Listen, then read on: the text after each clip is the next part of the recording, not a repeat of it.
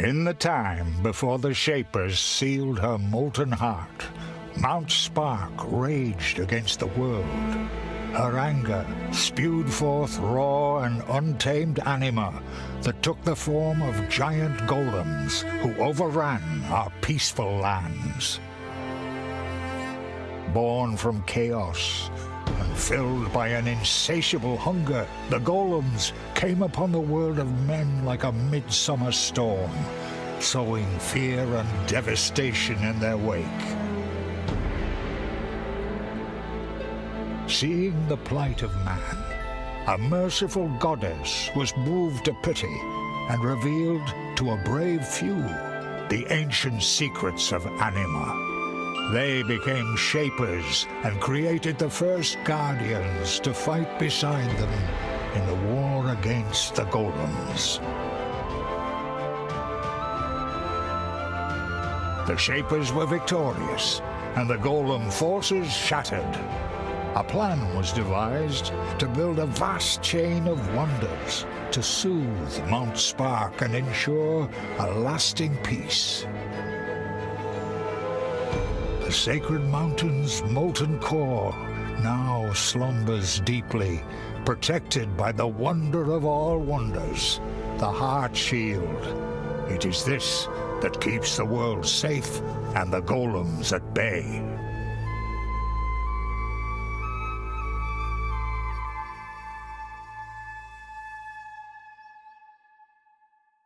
Welcome back, everyone, to another episode of Mumbles. Today, I'm bringing you guys a game review. And the game that we'll be reviewing was recently released for the Nintendo Switch. It is Masters of Animus. Now, this game is also available on Xbox One, PlayStation 4, and PC. But as I said, I will be reviewing it today on the Nintendo Switch console. Now, this game costs $19.99 on the Nintendo Switch eStore. As far as prices on other places, they may vary, but please know that it is that price as of the time of this review on the Nintendo Switch eStore. So what is this game about? Basically, Masters of Animus picks up kind of the whole Pikmen vibe. Now, in this game, you'll be controlling Guardians, and it has that Pikmin feel in as much as they do the fighting for you, they do puzzle solving for you, they do all that kinds of stuff, and you just kind of tell them where you want them to be. The basic premise of this story is you start as a young man named Otto. Now, Otto is an aspiring shaper. He has not yet taken his shaper test so that he cannot summon shapers himself. He has to be in the presence of someone with more experience than him. He's an apprentice. But soon after you start this game, you will take those trials, and then you will set off on an adventure that is forced upon you. Now, in the meantime, you are also betrothed to a lovely woman named Anna. Now, Anna, unfortunately, as you will find out, has some trouble befall her, and it is up to Otto to save the day. I'm not going to go too deep into the story because I don't like giving you guys so much spoilers, but that is basically the gist of what is happening in this game. You're Otto, and you have to save the world and save Anna and get her out of trouble. Now, let's talk about the meat and bones of this game. First off, the graphics. The graphics in this game, you know, I've struggled with them. I've seen some people say they're not that great. Personally, myself, I thought that the graphics were very good. I like them because they're colorful. Now, granted, there are some repetitive scenes in this game where it's kind of like, well, you know I've seen this area before. Maybe it's a little bit different colored, but I have seen this area before. But overall, I actually like the graphics. They're kind of cartoonish, kind of cute, done graphics, and I kind of like those graphics. So, graphical-wise, I really have to give this game good marks. Soundtrack-wise, this game has some nice music in it. It has some nice relaxing music. It has good fitting music for any battles that you become or any battles that you enter into. And a game always deserves a pat on the back when it can do that correctly. Now, finally, the controls. The controls in this game, I have to admit and be honest about them. At times, I had trouble with placement of your little guardians around the battlefield. But overall, the controls do work very good. It's more of a learning curve thing than it is an actual control problem. But Still, there is just that little hint of a control problem that this game does give you at times. Nothing too serious. Now let's talk about the actual gameplay. Now gameplay-wise, this is an RTS game. You want to figure out what the best strategy going into each battle is and apply that strategy. You can level up Otto and his guardians, and there are different kinds of guardians that do different kinds of things, and there is a basic, unique structure to how you want to do things. And by this I mean there's always a best way to do things. So maybe it's using archers to defeat a monster. Maybe it's using foot soldiers to defeat a monster. It really depends on the monster, and there's always a better way to do it. So while you create the way you want to do it, there's usually a best way to attack each situation. Now, as I said, this is a Pikmen type game. So as you are battling that monster, you're going to be basically managing where you want your people to be. So you're going to want archers to be in cover, and they're going to want to stay out of the line of sight basically of the enemy. So you don't want to stick them right on top of the monster. Foot soldiers, you're going to want right on top of the monster because otherwise they can't do anything. Now in addition to this, Otto also has other type of soldiers and guardians that he can deploy. I'm not going to talk about them, and you're not going to see them in the videos of this review because I want things to be a surprise to you. You guys, you know, you don't want to just play something to be, oh, I've already seen this in Mumbles game review, blah, blah, blah. No, I want it to be a surprise. So there are other types of guardians that you can summon as you go through this game. But for the purpose of this review, we're only really referring to archers and foot soldiers. Those are the first two you get.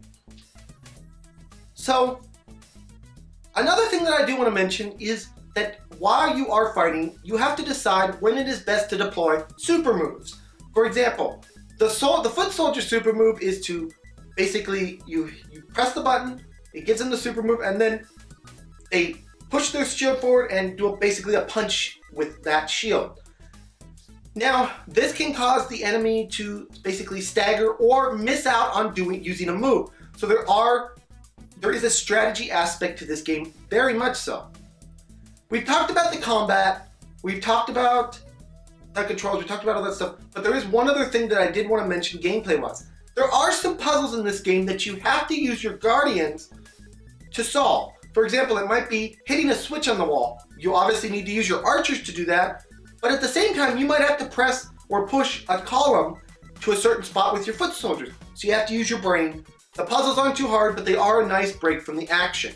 Now we talked about the gameplay, let's talk about the actual cons themselves. The first con that I have with this game is that you have to level up at the end of each level. So, like if you gain a level during the stage that you're playing, you can't stop and level up right then and there. You have to wait till the end of the level.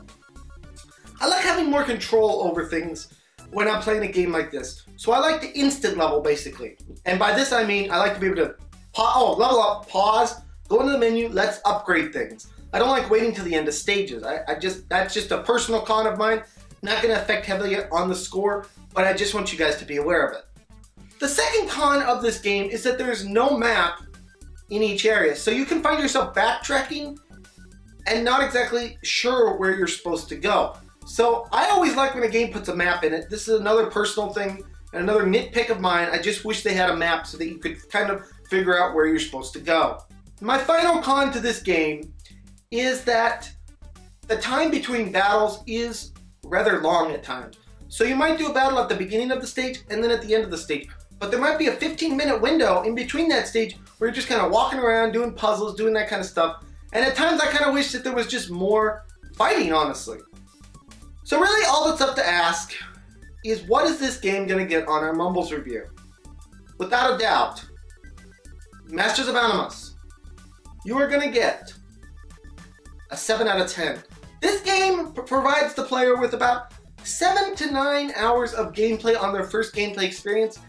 If you're just rushing through it, you can beat this in about 4 hours, but for $19.99, with a great story that it gives you, I really like this game. 7 out of 10, like I said. I like these kind of Pikmin type RTS type strategy type RPG type game.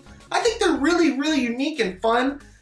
And it is for that reason that this game is getting such a high score. Yes, maybe the graphics could be a little better. Yes, maybe some things could be a little bit better. But you have to give it to a studio when they really nail it gameplay-wise, and they nail it with a game like this. There needs to be more games like this, in my opinion. I miss Pikmin. I miss those kind of games. That was such a unique game that they brought us when they brought us Pikmin.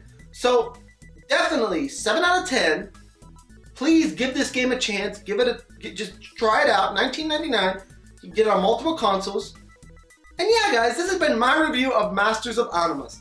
Definitely check out this game. And I do reviews all the time. So if you want to see anything else reviewed, please check that out. So tomorrow I will be reviewing Deep Ones, which is another game from the Nintendo Switch. I'm excited about that review as well. So please come back tomorrow and check that out. And yeah, guys, this has been another episode of Mumbles. I want to thank you all so much for joining me. Please smack that subscribe button, smack that like button, and smack all those buttons. And I'll see you guys all in the next video. Bye-bye, everyone. Take care.